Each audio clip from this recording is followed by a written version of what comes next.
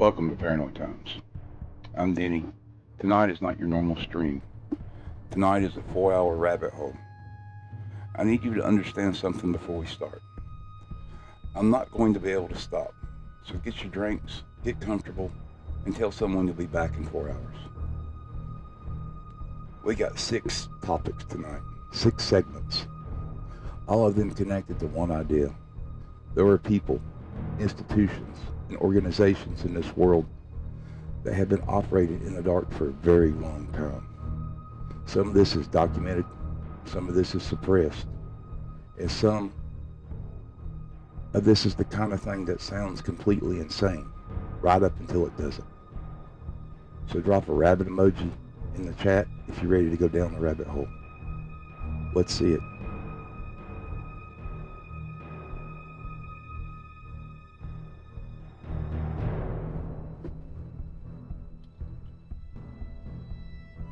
Here's what we're covering tonight. First up, secret societies. The ones with real history, real members, real influence, not rumors, records. Then we go into mind control, government programs, human experiments, things that were classified for decades and are now in the congressional record. After that, underground. Bases, facilities, tunnels. What's under our feet that we haven't been told about? Post-break, we're doing corporate cover-ups, documented in court filings, companies that do and said nothing. And then we go off-planet, UAPs, whistleblowers. The shift that happened in 2017 and everything that's come since.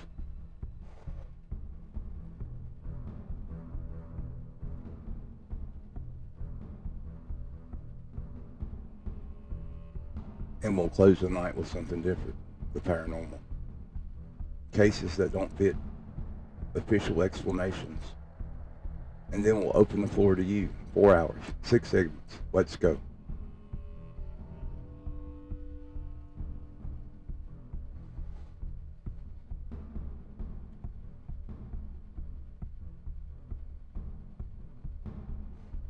The Brotherhood of the Unseen Hand. Let's talk about secret societies. I want to be upfront. This topic gets polluted fast.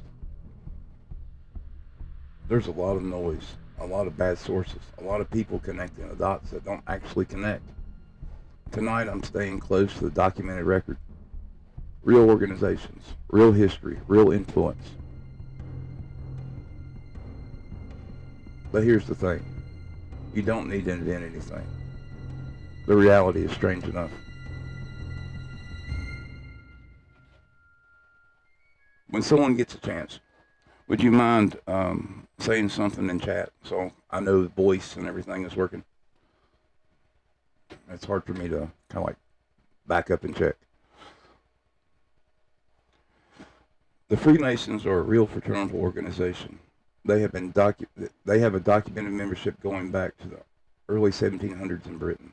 At their peak in the mid 20th century, they had millions of members worldwide, including a significant portion of the United States Congress, multiple presidents, Supreme Court justices, and senior military office, and they still do.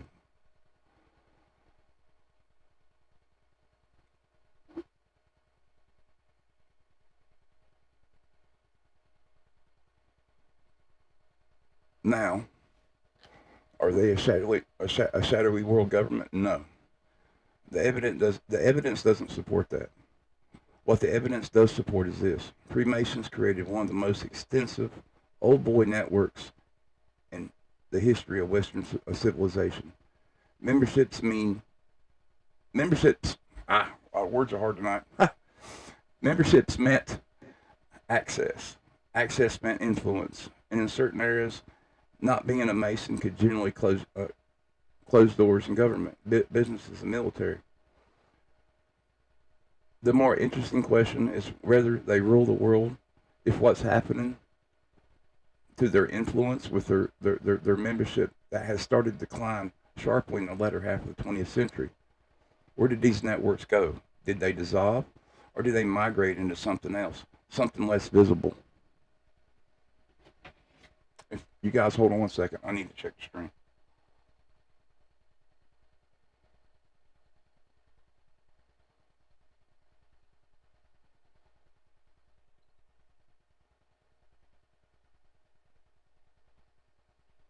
Migrating to something else, something less. All right, great, it's working. Just wanted to make sure. I mean, you never know. You know, it's hard for some people to, actually say anything until later. But let's move on. The Skull and Bones Society. Now, here's where it starts getting a little weird. We covered the Freemasons. Later on down the line, we'll go into a more depth article about the Freemasons, and we should, because what I want to do is paint a picture, show a conspiracy map, show a real conspiracy map of how things have changed and affected the world. There's a reasoning behind this. There's a plan. But anyway, the Skull and Bones Society. So let's get more specific. Skull and Bones, Yale University, founded in 1832. This is not a conspiracy theory. This is a documented secret society with membership lists that reads the who's who of American power across 2 centuries. We're talking senators, CIA directors, cabinet members, presidents. George H.W. Bush, George W. Bush were both bonesmen. There's a lot of people who you wouldn't believe were bonesmen. What's exactly known of the inner workings is limited because members take secrecy seriously. What's documented is the network effect. Bonesmen have historically assisted other bonesmen in their career advancement in government, finance, and intelligence. The CIA, in particular, had a significant overlap with Yale's secret society Illuminati in the early decades. In 2001, a journalist named Ross Brosman, I think that's his name, I think I'm pronouncing it correctly, managed to obtain and publish footage of what appeared to be a skull and bones initiation ritual. Yes, I have it. We won't be seeing it tonight, but we will later. The society was furious. The footage shows theater, ritual, performance. Strange? Yes. Evidence of world domination? Not really. But that would be a stretch. Evidence of deeper insular, an elite network that takes strong mythology very serious? Absolutely. The thing is that these societies and these organizations believe it's a religion to them.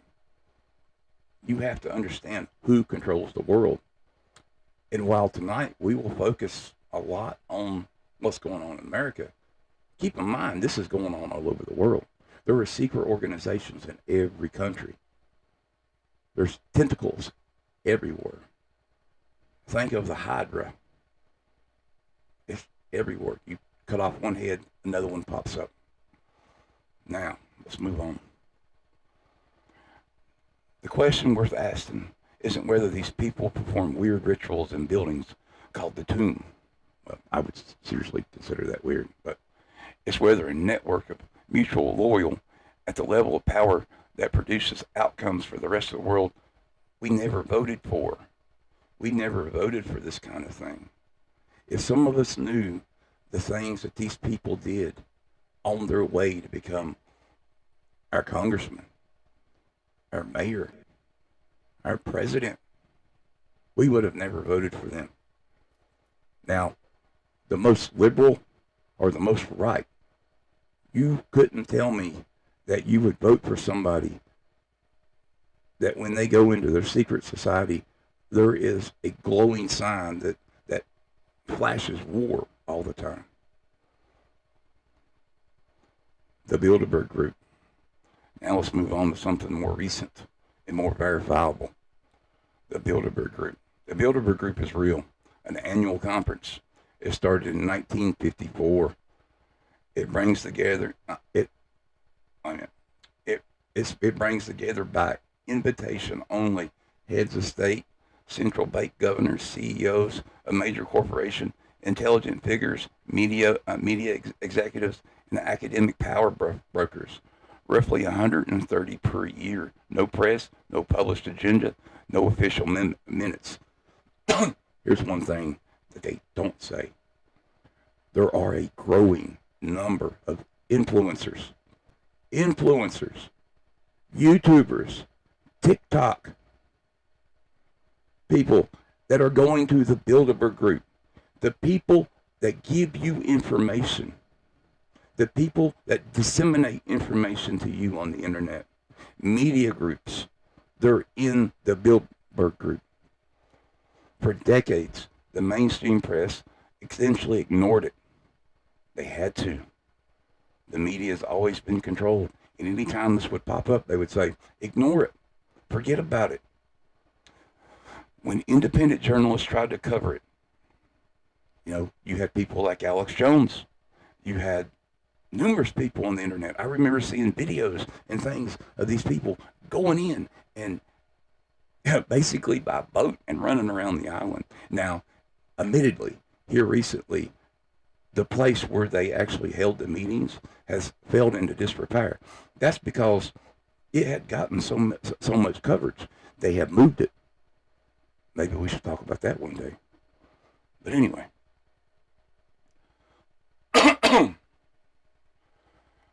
What do we actually know what happens there? Not much. What we do know is composition. The people in the room represent an extraordinary concentration of financial, political, and media power, meeting annually in private with no accountability to any electric or any shareholder. We need to believe in a new world order to find the worth examining. You just need to believe that power operates differently when it's not being watched. We don't know. Everything is planned. It has been. Everything we see, everything they do, it's planned.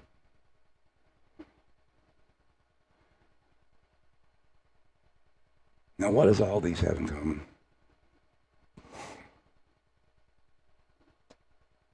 Here's what I want you to take away from this segment. Freemasonry, Skull and Bones, Bilderberg, these are not the same thing. They operate at different scales with different purpose, but they share something.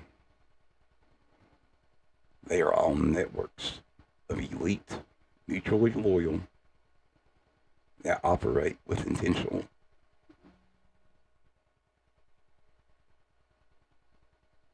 Power does not need a single unified conspiracy to produce outcomes that look like one. It just needs enough nodes in the network to protect each other's interest. That's what these organizations provide. That's what makes them worth understanding. You have to understand that when something happens, like the Epstein files and these other things, these networks start flashing and going on, and they protect each other. Just like a football game. Quarterback gets the ball, and somebody runs interference. Once you look at stuff, it's kind of simple. That's the way our world works. That's the way it's always going to work. There isn't, seems to be anything that we can change it, but we can understand it. We can know it when we see it. When they flash something in the media, when someone gets elected, and you stare there and you think, well, I didn't vote for this person. You probably didn't. It's pre-planned. All of it is pre-planned. Now we're just getting started. We go into the most documented, most disturbing, and provable real conspiracy in American history. What the government did to its own citizens in the name of national security. So please don't go anywhere. Grab some water. Chat, say something, whatever.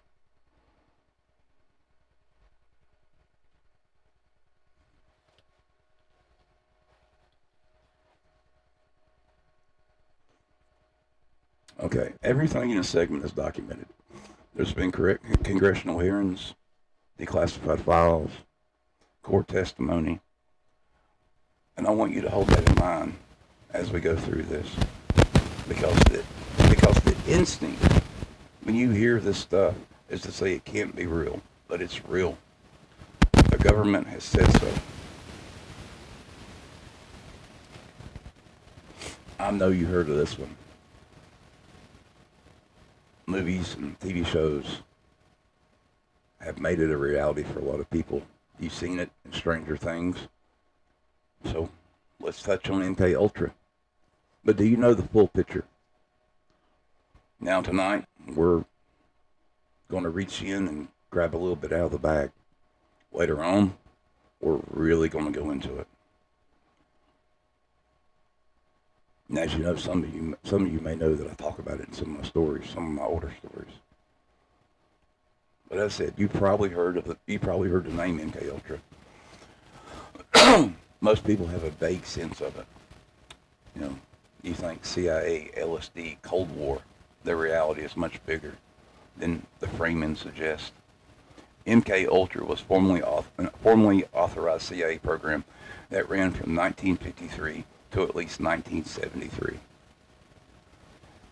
Its stated goal was to develop methods of mind control that could be used on enemy combatants and create resistance to an enemy interrogation techniques.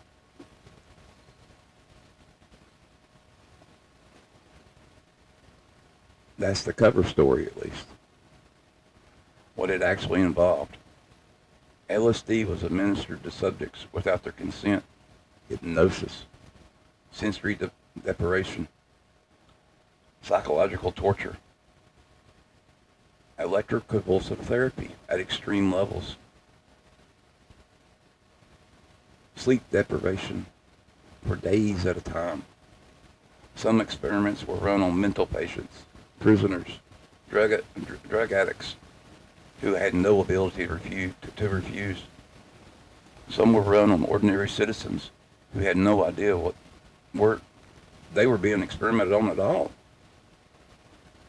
You know, I think about that.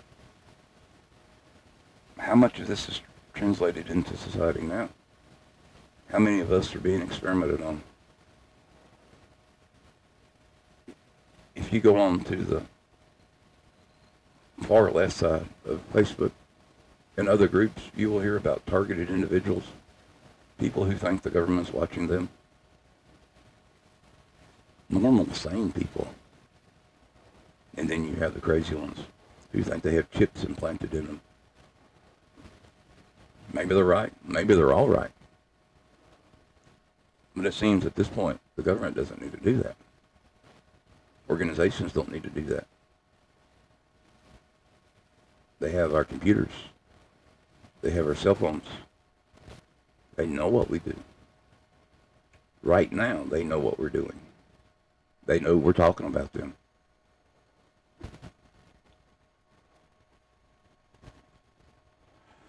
At least one person is confirmed to have died. Frank Olson, a government scientist who fell from his New York hotel window in 1953, shortly after being dosed with LSD without his knowledge. His death was ruled, I can't say the word on YouTube. I'm not supposed to. But we've seen it here recently. His family has argued for decades it was murder. His body was exhumed in 1994, and forensic evidence suggested he was dead before he went through the window. We only know as much as we do because of an accident. CIA Director Richard Helms ordered all MK Ultra files destroyed in 1973 when he realized the Senate was coming. Most were shredded, but a batch of financial records had been misfiled in a separate archive. They survived. A 1977 Freedom of Information Act request found them. That's what we know. The fraction they missed. But ask yourself, what was in those files they destroyed? I don't think we'll ever know. There's individuals out there that might have a clue. I'm sure there's backups out there somewhere. I mean, this was research. This was stuff they used. This was stuff they compiled. This was stuff they were going to use. And this is probably stuff they still use. Some believe that things like TikTok, Facebook, YouTube even, are branches or ideas from MK Ultra.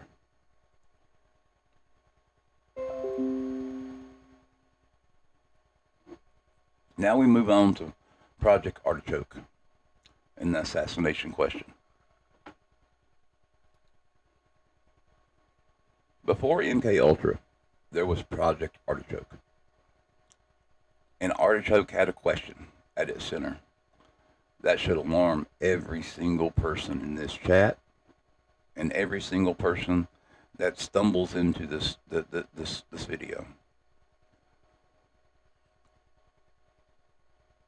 The question was written in a 1952 CIA document, and it was this: can we get control of an individual to the point where he will do our bidding against his will and even against the fundamental laws of self-preservation?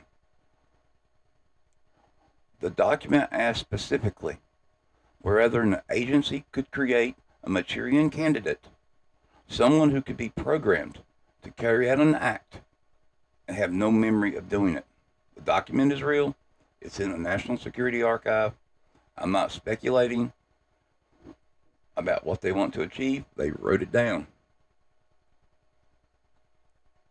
If you want to see it, I have a list of all of the documents that I used to prepare this video in the chat. I mean, not in the chat, but in the description. So you can go and you can pull this stuff and look at it and read it.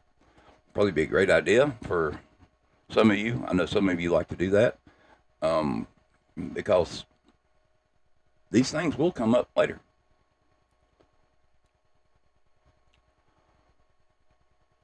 Now the question is, did they succeed at what they were doing? Were they able to create Manchurian candidates? Publicly, we don't know.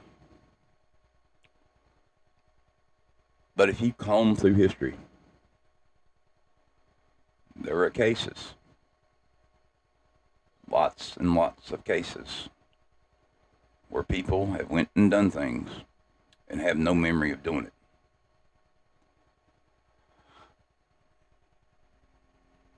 So the person you're sitting beside right now could have been programmed. The person you work with could have been programmed. You could have been programmed. I could have been programmed. We just don't know.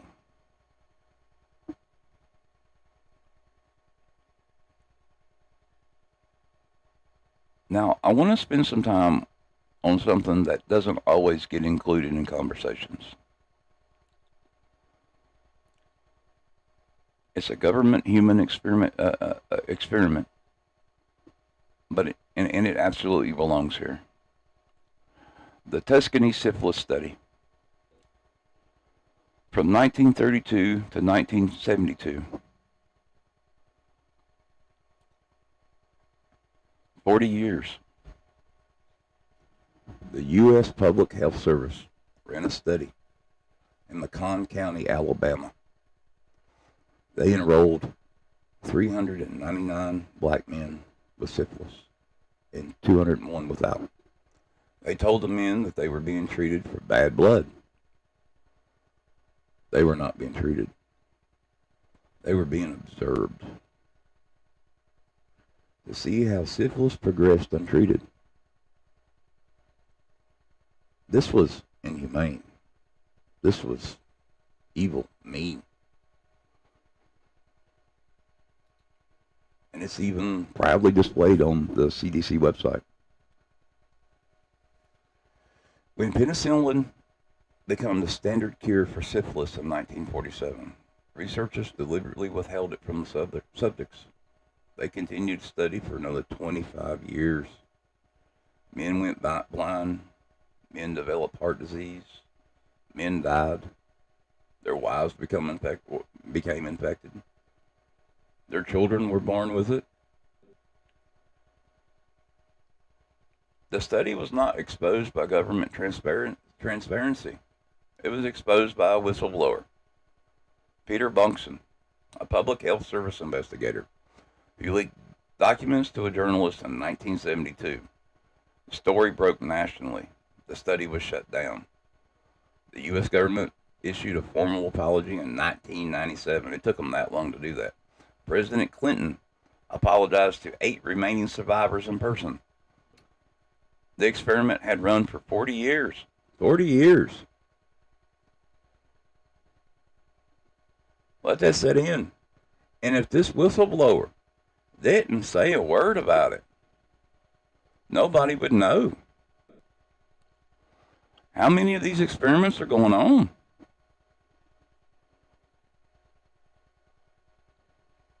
How much of the stuff that we're exposed to every day is part of some experiment? Look at our food. Our food is literally, the ingredients is literally different from the food they eat overseas. Something is wrong here.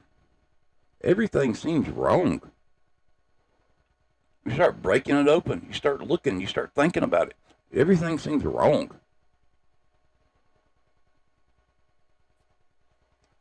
I bring all of this up not to make you distrust medicine or the government. The government does help us. Medicine is good. It has helped me. It's also hurt me. I know people that's helped. I know people that's hurt. I bring it up because of what it means for evaluating current claims. This is our red line. This is our test line. We know people have done it in the past. We know the secret societies and stuff have pushed this and have wanted these things to happen. We know they wanted to experiment on us. They could experiment on other countries, but they chose us, which is weird. The phrase, the government would never do that to its own people, has a specific historical answer. They did. It's documented. They admitted it. And in some cases, they apologized for it. When someone is called a conspiracy theorist for asking hard questions about what institutions are doing to people without their knowledge, there's a documented history that says those questions are not crazy. They are the correct questions asked. So always, forever and now, if you see something, if something's strange, ask the question. Ask them. Always ask them. Maybe we'll save somebody. Maybe we'll help somebody. Because really, in the end, that's all that matters.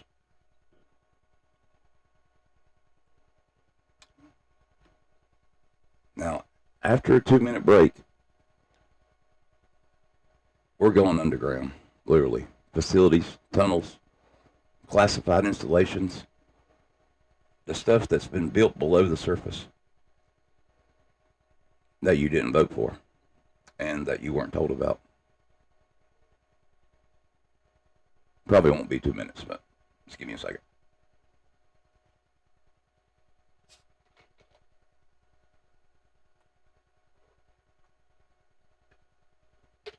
Hello, chat. I'm on my 2-minute, supposed to be on my 2-minute break so I can say hi. Yeah. I hope you guys are enjoying it so far. I mean, this was a work in progress.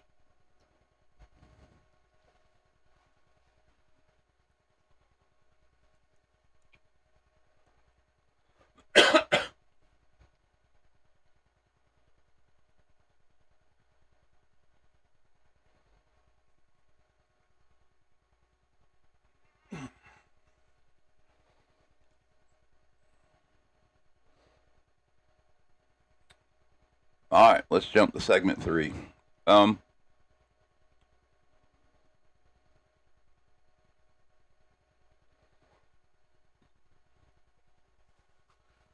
We know things are underground. That's not a theory. The government has openly acknowledged certain classified underground facilities. The question is scale. How extensive is this infrastructure? And what is it actually for? We start with Raven Rock, the continuity of government network. Let's start with what's confirmed. Raven Rock Mountain Complex, also called Site R, is a classified military installation built into a mountain in Pennsylvania near the Maryland border. It is acknowledged it exists. It was built in the early 1950s to be an alternate Pentagon, a place where the military command could survive a nuclear strike on Washington. Raven Rock is part of a large continuity of government network, or also known as COG, C-O-G, COG. If you ever hear that word, you know something's up.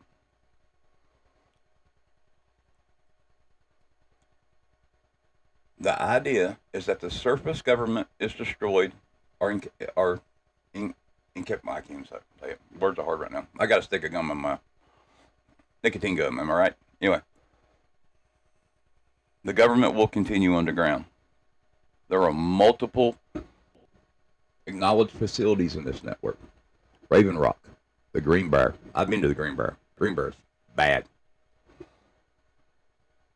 A luxury hotel in West Virginia that housed a secret congressional bunker for 30 years until a journalist exposed it in 1992. And then there's Mount Weather in Virginia, which is still operating and classified. I want to add, though, the Greenbrier, while it was exposed, and you can actually go in and see part of it, it's still active. When I was in there was a whole bunch of servers in the back. They didn't want you going back there for some reason. Maybe I can find those old videos. I don't know. I can post them later or something. But yeah, these are only a few. I mean, there's Crystal Mountain. There's a whole bunch of other places that people just kind of not talk about. You know, there's a few more we're going to go over too. So anyway, I probably shouldn't start talking about all that. Anyway, the existence of these places isn't a conspiracy. The conspiracy question is, who is the COG plan?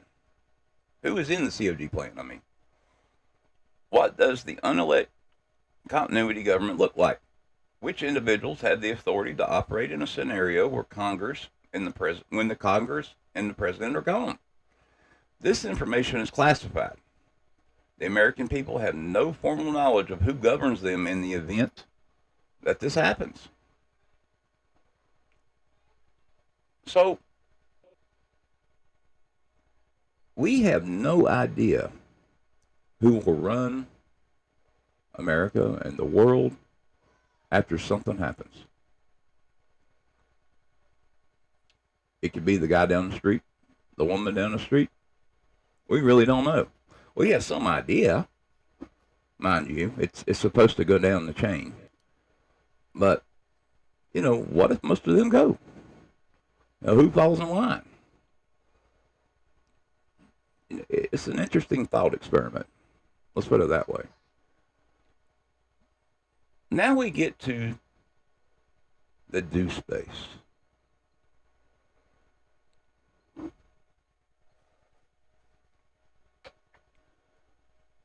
This is a little more contested, but from somebody who's been out there and from someone who's seen these things, yeah, it's there.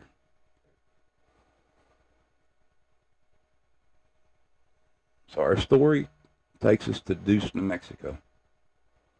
Starting in the 1970s and the 1980s, a series of claims emerged about an underground base near the town of Deuce, a multi-level facility supposedly joint operated by the United States government and non-human entities. The claims include cattle mutilations in the area, unusual aerial phenomena, reports from a man named Philip Snyder, who claims to be a former government geologist who worked on underground construction projects. And he did.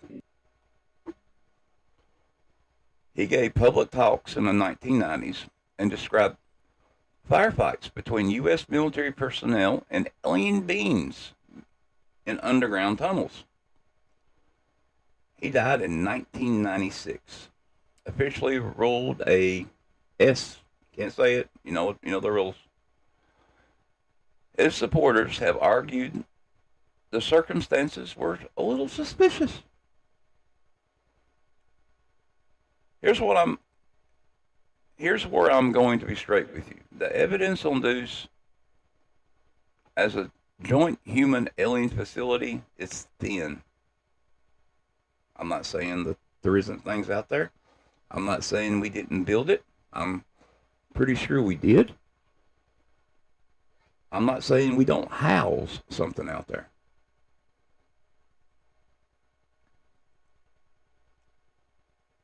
But his claims were unverified and uncorroborated by any documented evidence. It seemed like he would have a little more. But we do know that he was a geologist, and we do know that he did some government stuff. However, the cattle mutilations in the area were real and documented. I had pictures. But they remain unexplained and not necessarily evidence of alien activity. It could have been military, testing new weapons and new medical devices. I heard at one point they were trying out these laser scalpels they could use on like the front lines and things. But I don't know. It seems like every branch of government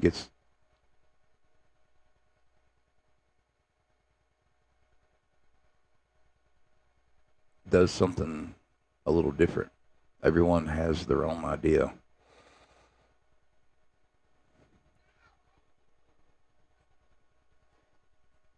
What I find generally interesting about Deuce is not the alien claims, especially now. We hear those all the time. It's the underlying infrastructure question. The Department of Defense operates thousands of classified facilities. The Boring Company and other private contractors have demonstrated that large-scale underground construction is entirely feasible. The government has every reason to want classified infrastructure below the surface. The extent of that infrastructure is unknown. We do have an idea.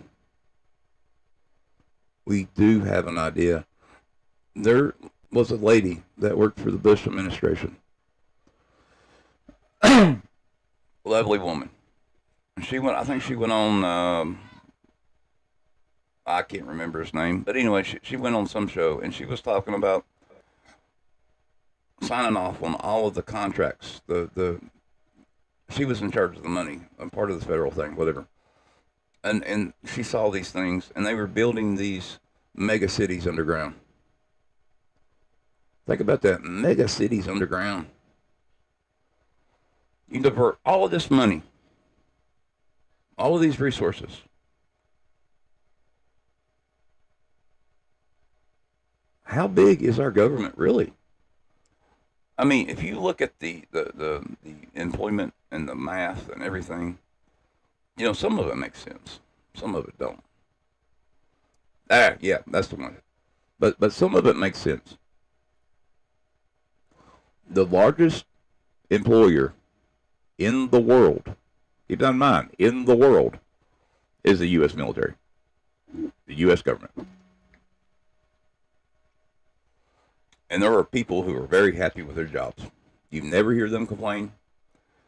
You never see them out here holding up signs and stuff and saying, we want a raise or anything like that. They are very happy.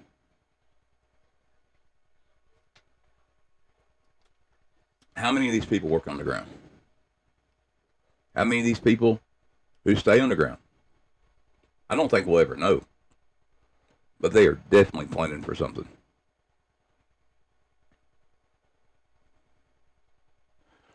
You know, some people might say that Deuce is more fiction than fact.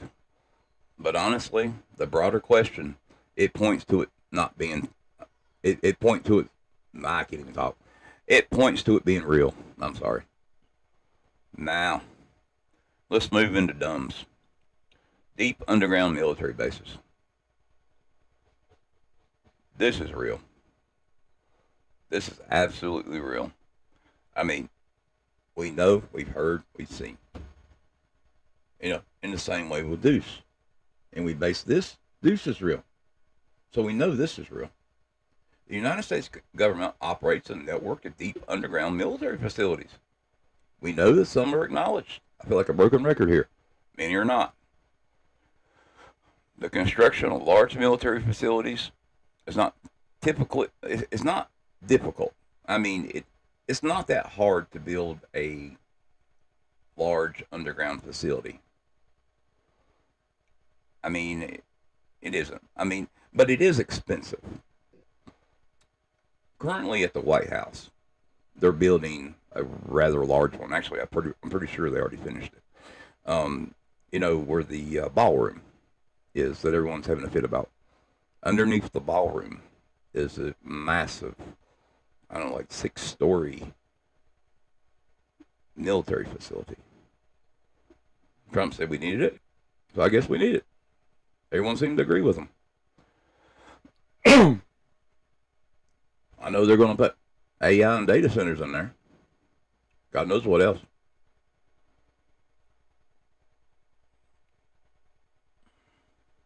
The U.S. military has operating tunnel boring programs since at least 1960s. Here's one thing that we should bring up. Elon Musk, of course, you know, has started the boring company. And he used these boring machines. Now, the Soviets had them as well. You know, yeah. And I mean, it's not like it's a new thing. But when Elon Musk come out, everyone was acting like this was new tech. You know, we're building tunnels and things like that. I think what happened was, you know, we just needed more equipment and needed to divert some more money and have someone build some of this stuff so we could build more underground facilities. I mean, if you go to the UK and go to London, I mean, they got a massive underground network out there. But we can talk about that later. Not tonight. It's a whole nother mess. But anyway, researchers have filed Freedom of Information Act requests about underground facilities constructed and but every time they do, they receive heavily redacted responses. You know, what comes back with mostly black ink. I know you've seen it. These unredacted portions confirm that funding for classified underground constructions run into billions of dollars annually. I mean, they're diverting all this money down there.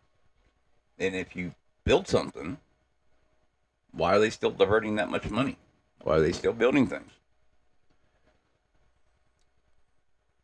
But the specifics of what's being built were, and for the purposes of constantly and withholding national security grounds. The question I keep coming back to is this.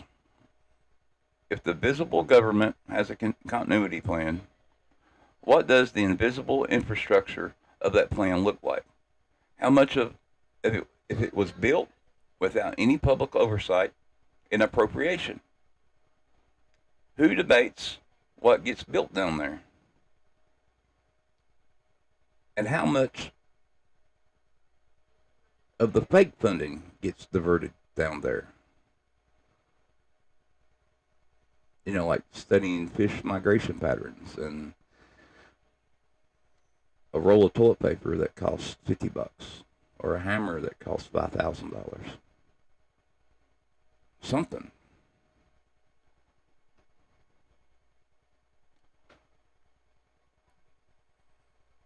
We've been going on for about 46 minutes. Let's take a small break.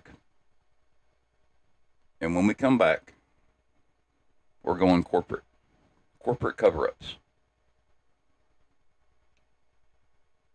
Don't go far. I'll be back in a second. I promise.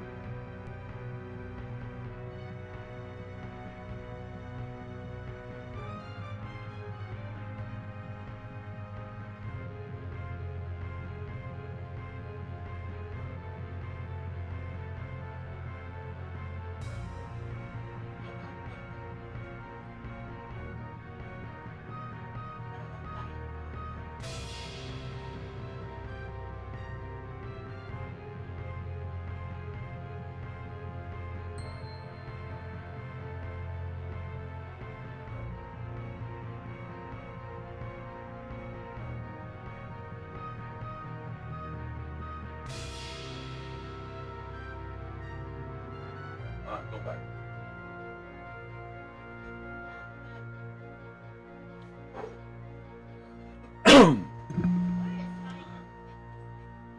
All right, I'm back, guys. I had to check on dinner. Anyway, so let's see what we got here. You know, this might actually not be a 4-hour thing unless we kind of fill it up. I'm kind of running through it a little faster than I thought. Anyway, let me check chat before we start again.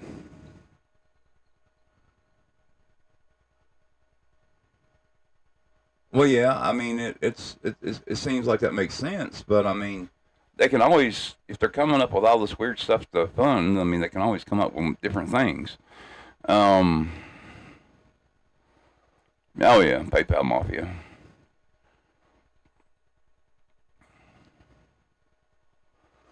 Well, no, corporations are a lot more intent than you would believe.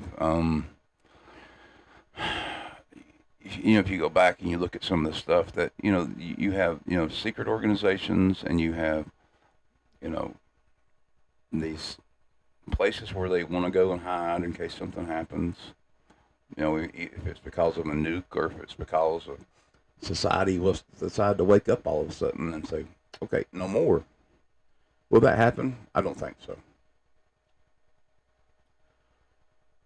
But something definitely needs to happen. People need to really start looking at this stuff and just stop talking about it. They need to start picking these things apart, and they need to start looking, because it just seems like everybody's letting everything happen. Everyone is letting everything go, and that's sad. That is truly sad. I mean, are we happy with the way things are? Are we happy with the world? I'm not. Anyway,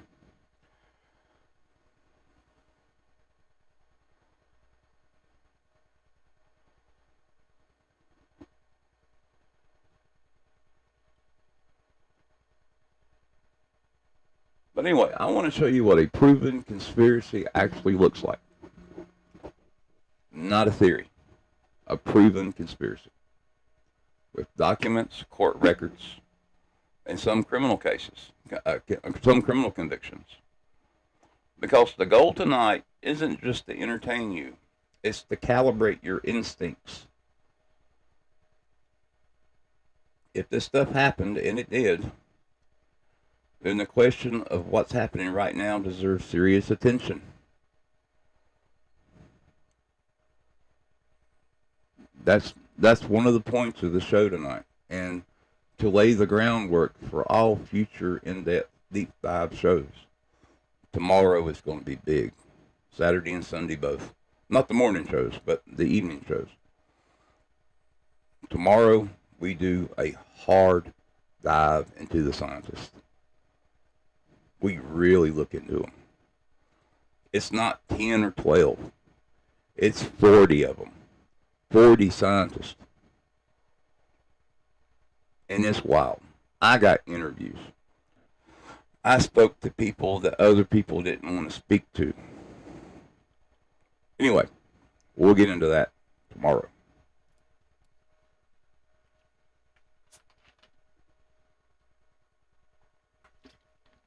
Now, we're going back 70 years here. And this has to do with lead. Yes, we're starting with lead. Specifically, tetraethyl lead. The additive they put in gasoline in the 1920s that made engines run smoothly.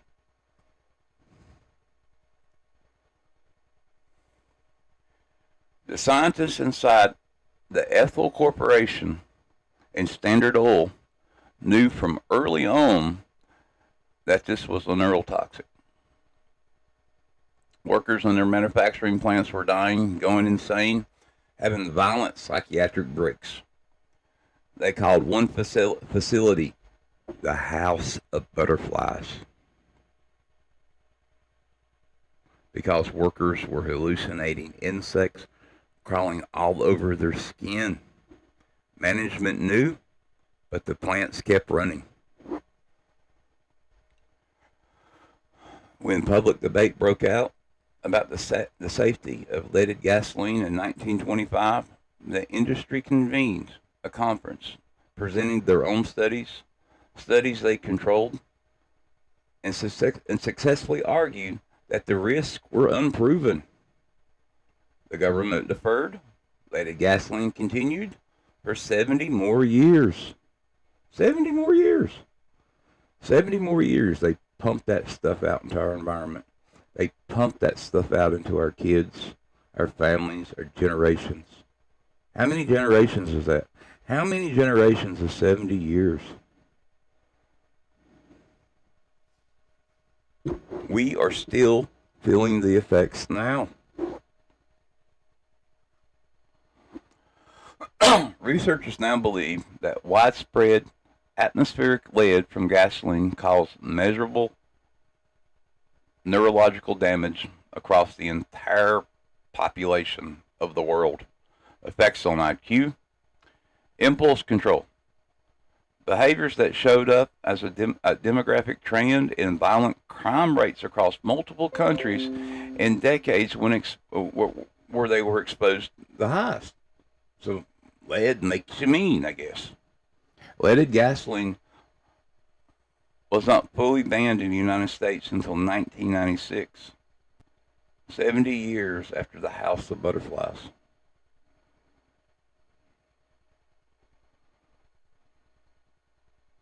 The next one is something I know most of us has done. Tobacco.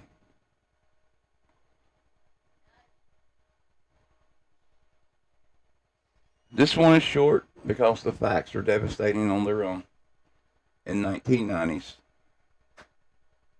litigation forced the internal documents of major tobacco companies into public record. What those documents showed was that tobacco companies, scientists had, as early as 1950, confirmed that cigarettes caused cancer. Their own research, their own scientists, they knew. I mean, I'm one to talk. I smoke. I've tried to quit. I still smoke. I can't help it. A lot of us do. That's because cigarettes, nicotine, is more addictive than heroin. They knew this stuff. They gave it to us anyway. Why? Because they made money on it. The company response was not disclosed. The response was constructed a decade-long public relations campaign using front organizations that looked like independent scientific bodies. to manufacturers the appearance of scientific uncertainty. They paid scientists to publish doubt. They funded think tanks to challenge the consensus. They made the public believe that the real debate was with their own internal file showing no debate at all. That playbook was later used by other industries. It became a template on how companies and corporations respond with their own science, or when their own science becomes a liability. Yeah, I was just smoking. I had nicotine gum. Can't help it. But that's the thing. Now, if you go, I mean, and this is still today, in the same way with pain pills and things like that, the governments, or local governments, they sued these manufacturers. We're the ones, that bought the cigarettes and, bought the medicine and had to deal with this stuff. But once again, we were screwed. Lawsuit after lawsuit, tobacco lawsuit after tobacco lawsuit, pain pill lawsuit after pain pill lawsuit. That money never went back to us. It went back to our local governments.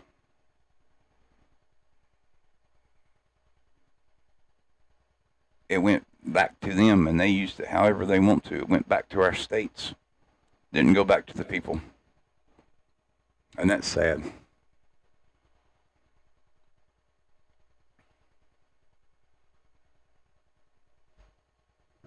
If you're not understanding what I'm putting down is that we pay for it and they benefit at different levels of the government. And they always will. Corporations, government. The money will trickle down from one part to another. And it will never reach us. Refunds are a joke. Class action lawsuits are jokes. All that stuff is jokes. It gives you false hope. It gives you false belief. Some of you might know that there is a current pain pill lawsuit against the Sackler family. Well, people who passed away might only get like $8,000 or less. And this company has $400 billion.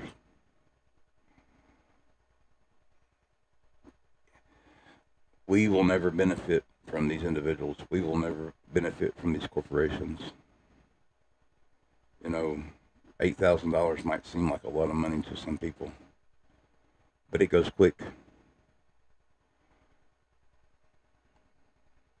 Most of us, if we file taxes, we get our taxes back. We might get a few $1,000s if we're lucky, or maybe a little more. That goes away quick. We repair a car. We fix something that's broken in our house. We might be lucky and buy a new TV. I mean, actually, that was the way it was back in the day. I mean, a TV might, like in my family, a TV might break on, Christmas or a couple of days before or something, and we'll have to wait until taxes come back before we got another one. Or something else if that was important. It's just sad. But now we're going to talk about PFAS. And this is still happening.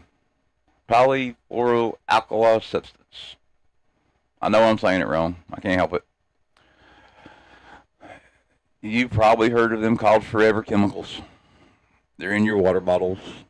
They're in your Teflon, and they're in firefighter foam. They're in your earbuds. They're probably in your coffee table, your sofa, your bed, everything.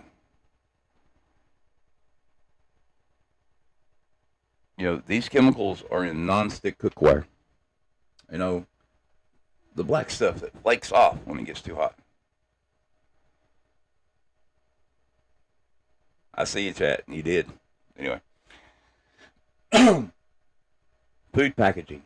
You know the Ziploc bags that all of us have used for one thing or another? Well, it's in there. Waterproof clothing.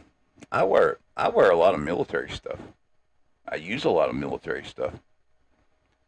And some of the stuff that I use is waterproof, and some of the stuff that I use is firefighting. And, well, it's coated with it. I didn't know it was coated with it. I've been exposed for 10, 15 years with some of this stuff, 20 years. Yeah, I can see it causing cancers. I can see it doing other things. It's wild. But, you know, but what's oh yeah, and it's in tons of industrial, applications, and I think it's even in the wood now. Like the pressure treating, the hard pressure treating of the wood. Of course, that's got cyanide in it too, and arsenic. That being said, they have found it in drinking water sources across the United States. They've even found it in remote Arctic ice and in the blood of people who've had no direct exposure.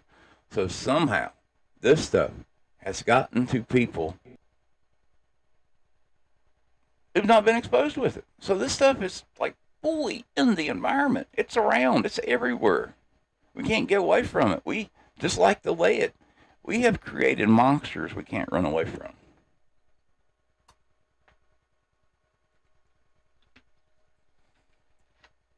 I don't think there's any way to run away from it. I'm sorry. I mean, it's even in your table salt. Court documents obtained through litigation against 3M DuPont shows that both companies had internal research going back decades demonstrating the health effects. I mean, 3M and DuPont, they make like bandages and stuff that you used at the hospital, and God knows what else, tapes, glues, stuff we've all had come in serious contact with.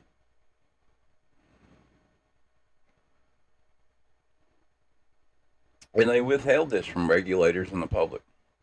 Communities near manufacturing plants have contaminated water supplies. People got sick. The companies knew about the contamination and did not disclose it. The EPA only began setting enforceable drinking water limits in 2024. It took them that long. The lawsuits are ongoing. The full health impact of multi-generational exposure is still being determined. And the companies responsible have known about this for decades. And I guarantee you they won't pay that much for it. In a live stream I did the other day, I was talking about a movie with Chevy Chase in it called Fletch Lives. I think it was Fletch Lives. And in that one, he inherits a house from his aunt or grandma or something. He goes out there and he finds out there's toxic stuff being dumped. And he does an investigation. Oh, he's a reporter. Well, out-of-work reporter. And, well, I mean, it's true. Like when a company is found and exposed and they're, dumping harmful chemicals and doing things like that, the EPA fines them. Moves on, and the company does it again because it's cheaper to pay the fine than it is to deal with the chemicals. So you're going to find this. You're going to find this over and over again. That's just the way our system is set up. Now the pattern. Lead, tobacco, the forever chemicals. These are not isolated cases. They are variations of the same sequence. Discoveries of harm, internal suppression, manufacturing public doubt and deceit, delayed regulations, and the eventual impartial accountability using over decades and decades of litigation. Each time the story breaks, we are told it's an exception. Each time it turns out to be a template. Think about the thing that happened in Ohio with the train. what's curious is what's currently in internal suppression phase right now. What industries are setting on research that hasn't been disclosed? That question is not paranoia. It's an obvious lesson for everything we've just covered. So, what are we being exposed to now? Our food, our water, other things. What's out there now that is affecting us? Could it be worse than what we've already been exposed to? Probably.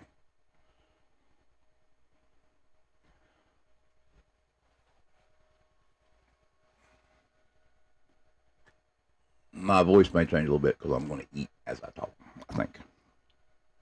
Or try to.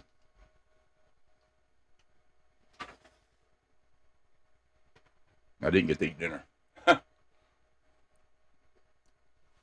Anyway, coming up, we leave the planet. UAPs, whistleblowers, the slow, strange, what's happening over our skies that nobody has fully explained. This is kind of the segment I've been building toward all night.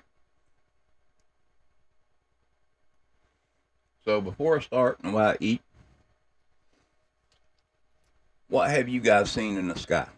Throw it out there.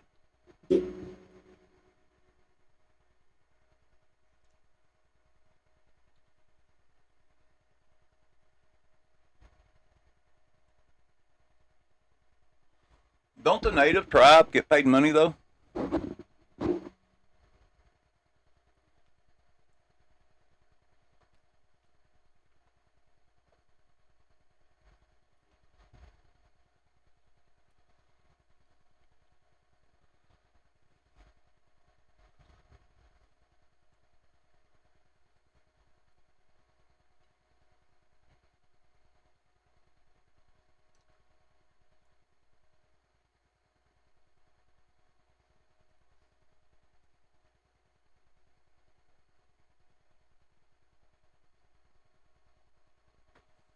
I mean, I don't know about chemtrails. I mean, I did see a plane once that was awful strange.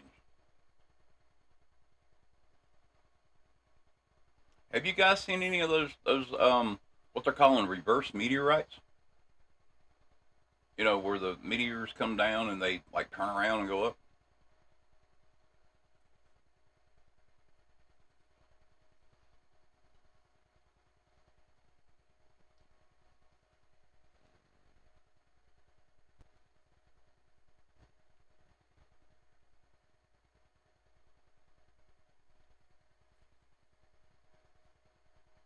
I have a video I need to show you guys. Um, Me and my son was out one night and we saw this triangle, big triangle looking thing. It was looked like it was tethered and going across the sky. We can't explain it. No one else can either.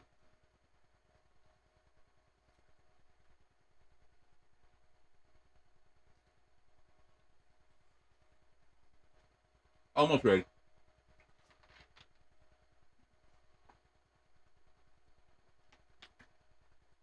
I'll be talking about those next week. Um, they're all over the place. They say they're connected to 3i Atlas or the version or some. I don't know. It's some weird stuff. Heck, all this stuff might be connected. Who knows?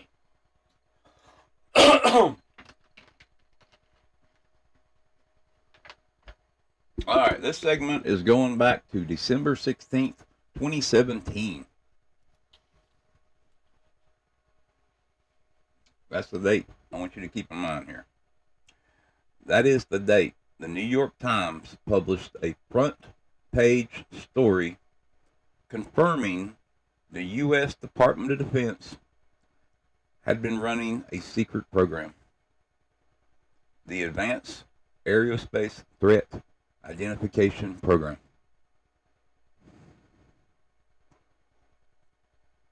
To study unidentified aerial phenomena. The story included an authentic gun camera footage from the Navy pilot showing objects moving in ways that defied known physics. You'll know the video. You'll know what I'm talking about when I say it. Before that date, saying you took UAP seriously as a topic was social and professional suicide. If we got online and we say we saw a UFO, if we got online and say we saw something we couldn't explain, once again, we were labeled as conspiracy theorists. We were told we were crazy. These pilots, these men and women who offered up their life to protect this country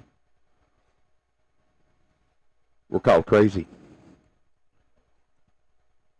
until it was proven that they weren't. And one day,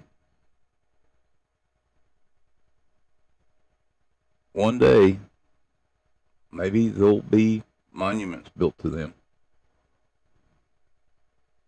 I know.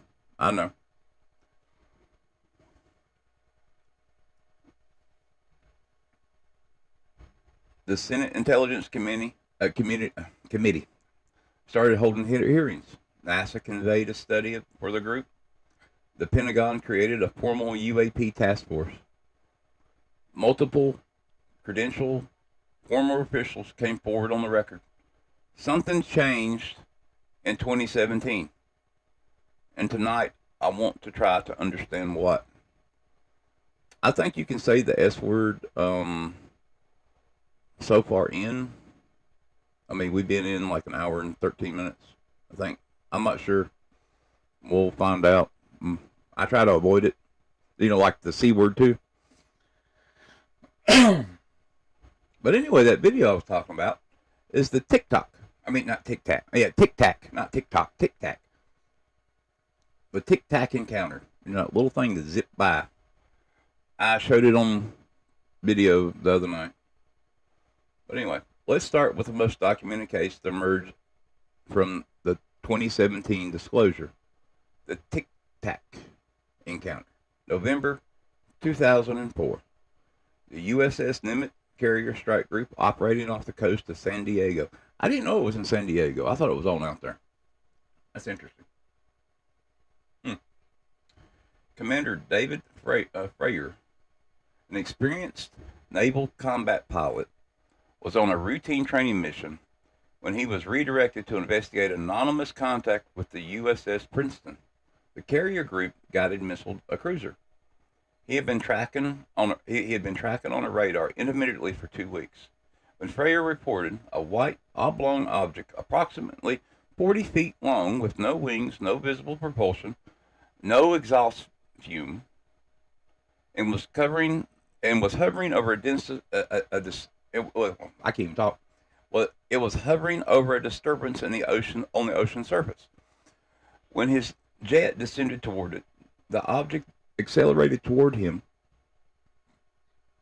matching his flight path briefly, and then in his description, accelerated away at a speed that was beyond anything that in the U.S. arsenal, and disappeared instantly off the radar.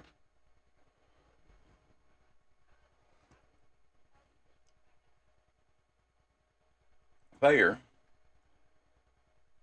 has told his story consistently for years, under oath, to the Senate. He is not a fringe figure. He is a career Navy combat pilot with exemplary service record. His account is corroborated by multiple other crew members, radar operators, and FLIR gun camera footage that has been published by the Times.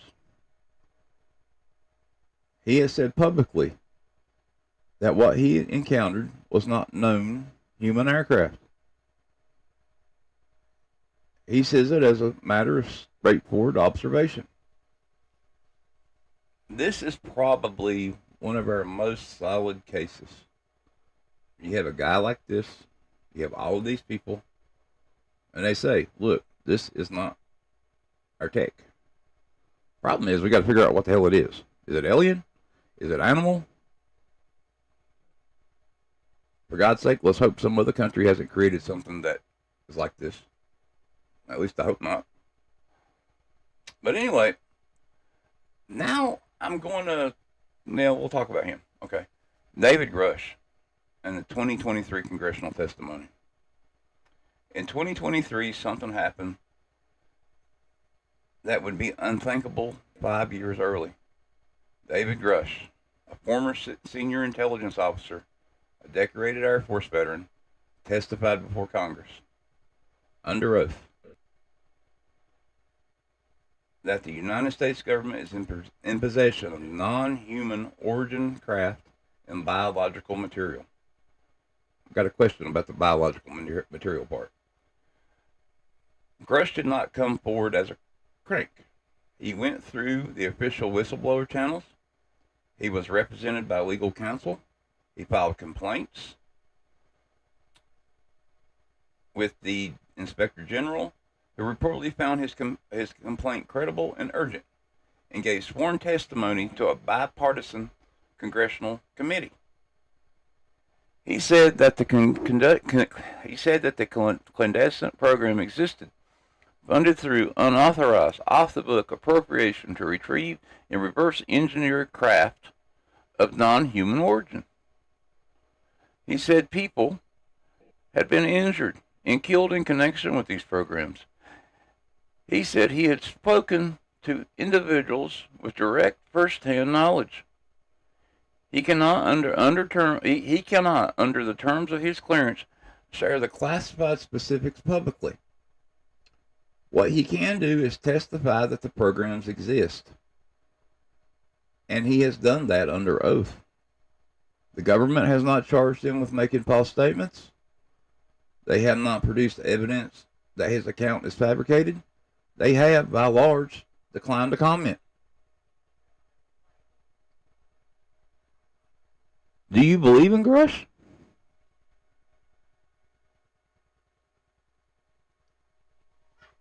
I'm interested.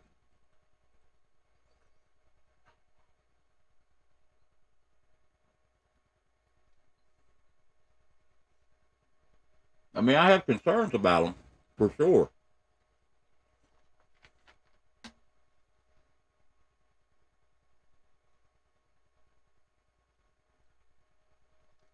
But let's say he's right.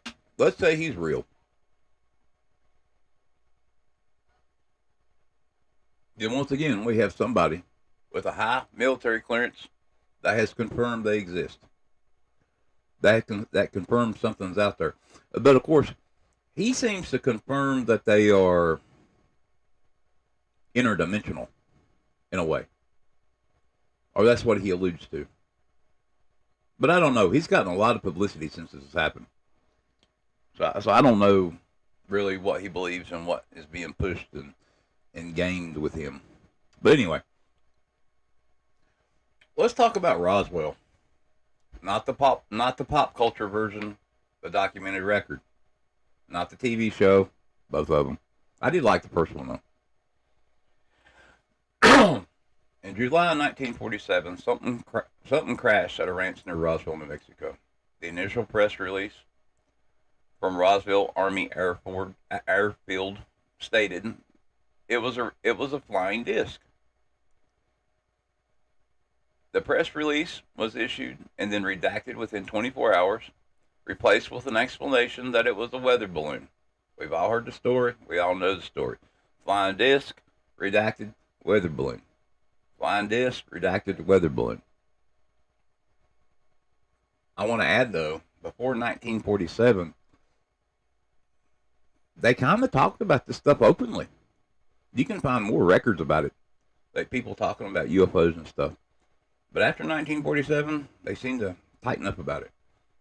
In 1994, the Air Force released a report attributing the what crashed to Project Mogul,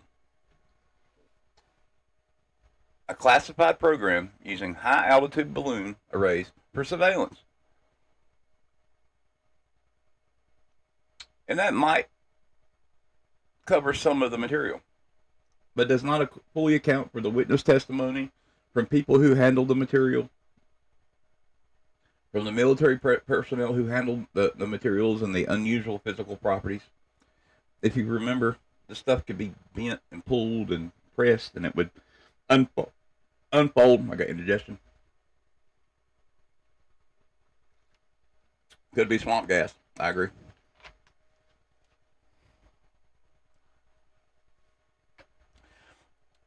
But here's what I think is important. Whether or not Roswell was extraterrestrial, the documented record shows that U.S. military intentionally confirmed they had recovered something extraordinary, and then immediately suppressed that statement. The suppression is documented. What was being suppressed is the open question. It shows you that when they make a mistake, they pull back. Or when they accidentally say something, they pull back. So you kind of know how it works. Let's say the government says something else. You know something's up with that. There's a word for that. I can't remember. Here's where I stand on this. And I want to be honest with you. I don't know what's in those facilities. I don't know if Russia's account is accurate in all of the details. I don't know what the Tic Tac was. What I do know is this. The official position has shifted dramatically. In under a decade, people with impeccable credentials are making extraordinary claims under oath.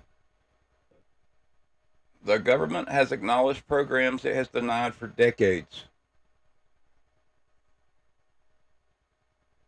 And the pattern we've seen all night, the pattern of suppression, denial, and partial disclosure. It makes me unwilling to dismiss any of it. So if any whistleblower comes out, and says anything, I listen. My ears perk up. I wonder what they're talking about. We are in the middle of slow acknowledging of something. What that something is, I think we'll know about more in the years to come, if we make it that far.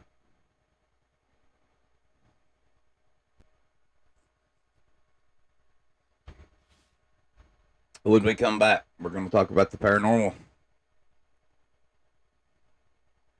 The cases that the UFO researchers don't even know what to do with.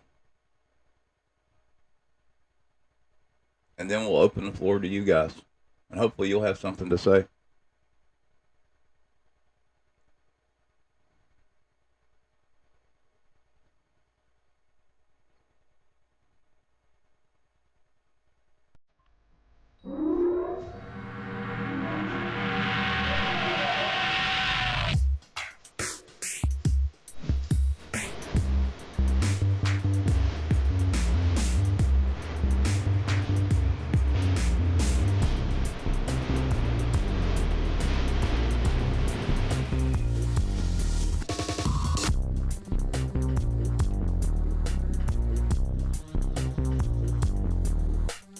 I was wondering, how does the music sound? Does it sound okay?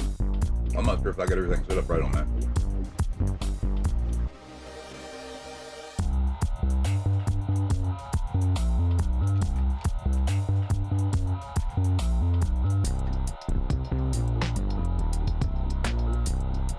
Or the last.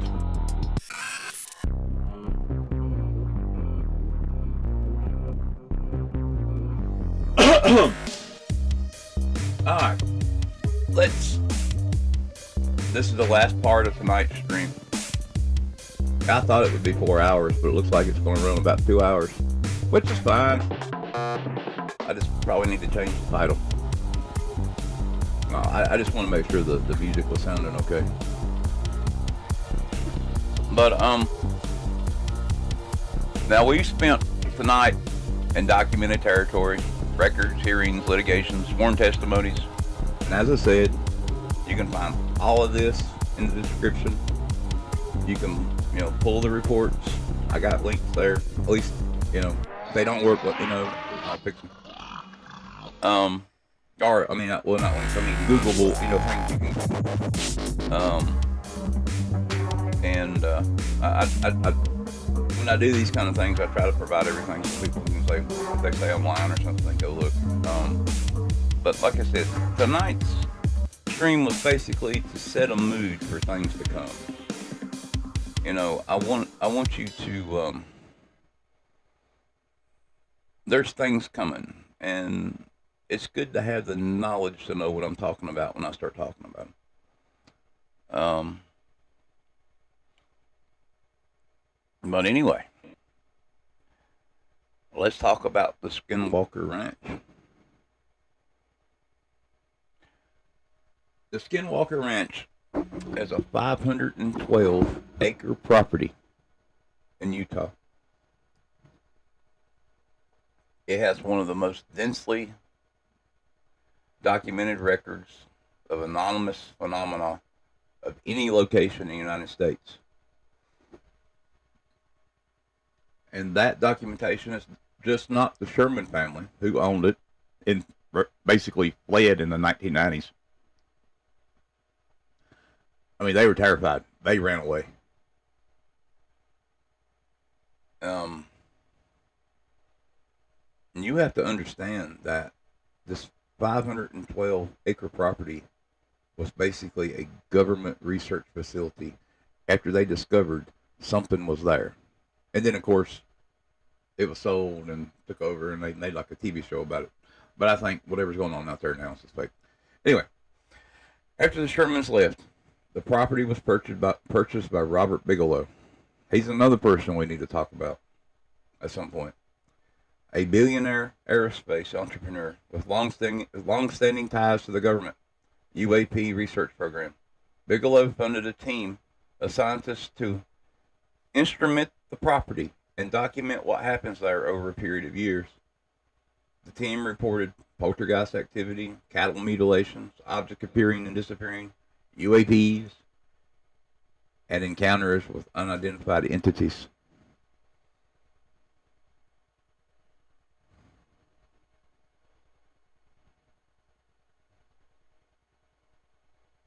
Bigelow research organizations, NID, eventually dissolved, but Bigelow's still around. And here's what I was talking about. The property was later purchased and is now subject of an ongoing History Channel series. The current research team continues to report instrument readings, radiation anomalies, magnetic field disturbances, physical traces that they have not been able to explain. What's interesting about Skinwalker to me is that not any single event can be explained. There were multiple independent, credible witnesses over decades. Whatever is happening there or has happened there is not easily dismissed. So, a lot of people seem to think that Skinwalker Ranch is like a portal. I've been to Skinwalker Ranch. I'm not been in it. There's a lower gate. The whole property, the whole 500 so acres is basically surrounded by a fence and gate and whatever else. And there's like 2 roads into the place. And there's a back road. And that's where the local kids told me that everybody used to go and party and stuff.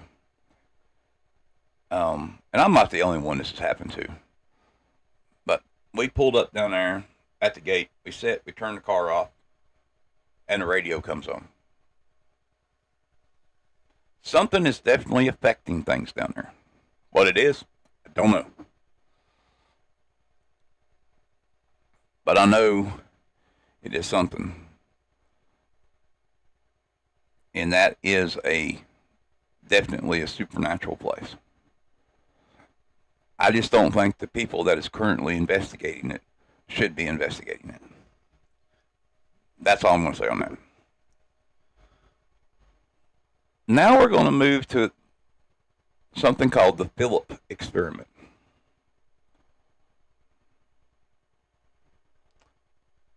This is a strange one, but it's strange in a different way. In 1972, a group of researchers in Toronto, mostly members of the Toronto Society for Psychiatrical Research, conducted an experiment they called the Philip experiment. You with me so far, I hope? The idea was they invented a fictional ghost. A fictional ghost. They gave him a name, Philip.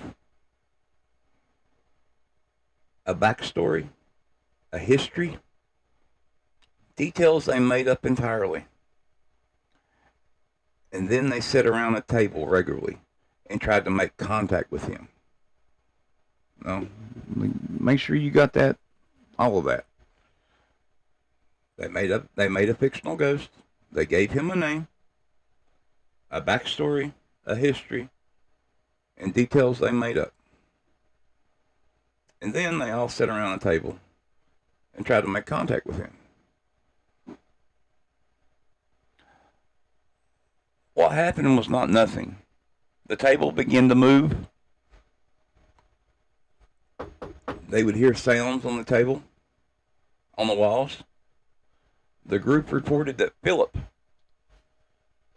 would answer questions by rapping on the table. Once for yes, twice for no. And that his answers were constant with his fictional biography they had created for him. The sessions were filmed. They even conducted public demonstrations.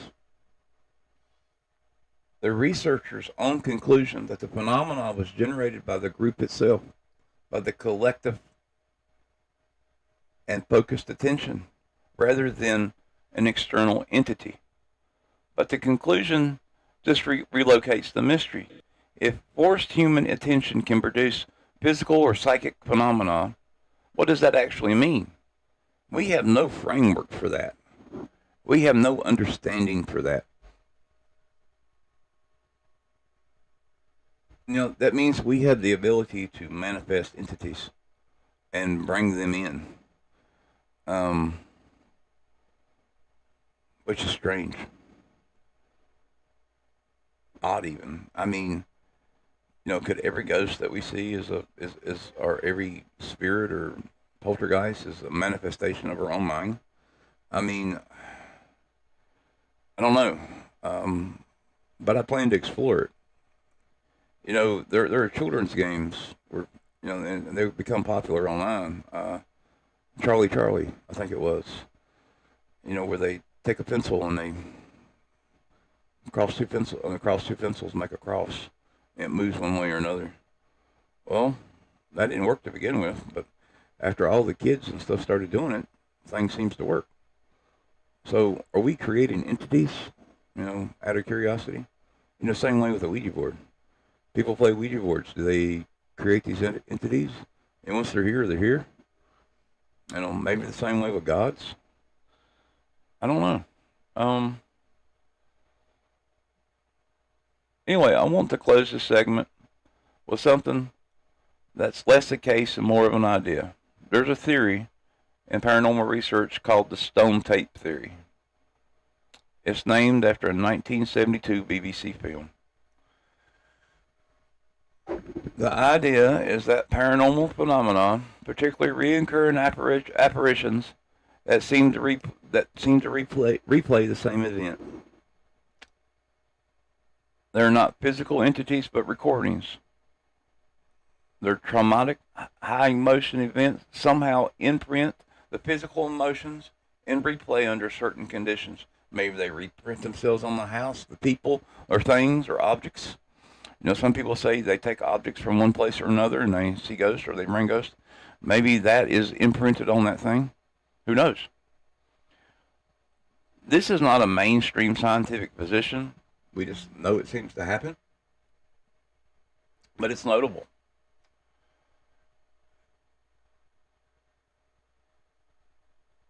And maybe it explains some of these reoccurring hauntings and things like that. The recorded audio suggests that we call ghosts might be less about the dead and more about the physics of memory that we don't understand yet. I find that more interesting than the other idea.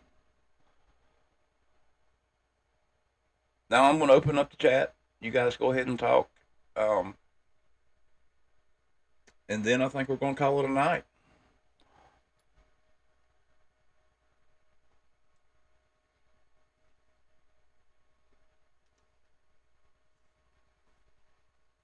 I kind of finished faster than I thought I would. I had it timed out for 4 hours.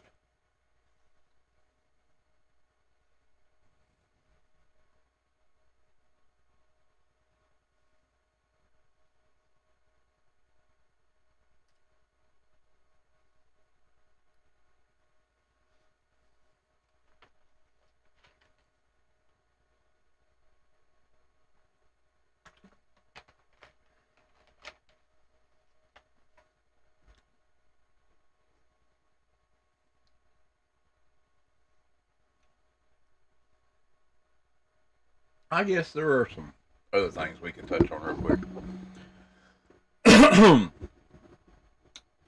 There's something called the missing 411.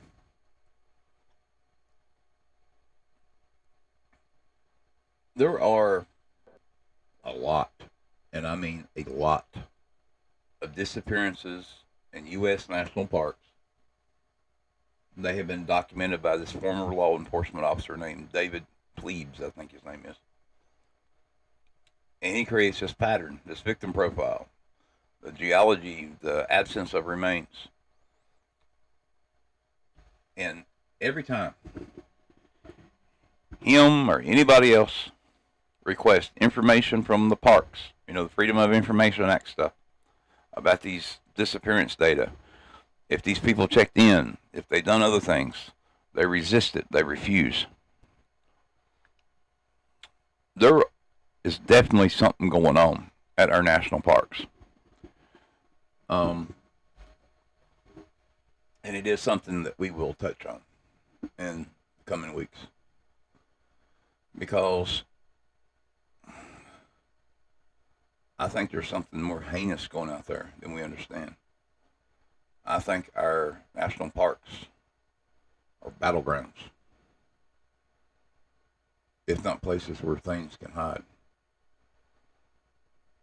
We put Indians on reservations.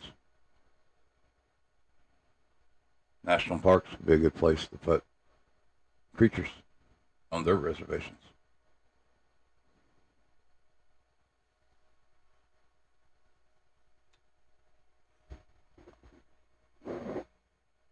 Something I always wondered about was the phantom time hypothesis.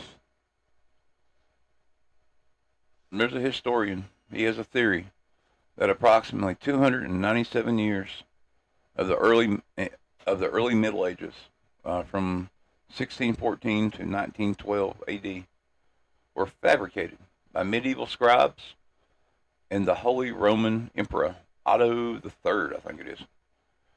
Mainstream historians reject it, but there's an argument and there's some proof that it could have happened. So, what happened during that time period? Why did they remove or take away?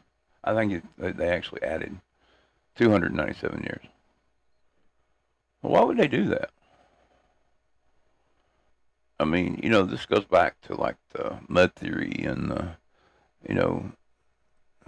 into society. I mean, that society, that thing that took out most of society, and then we had to start over and everything. A lot of people think it's there. I don't know.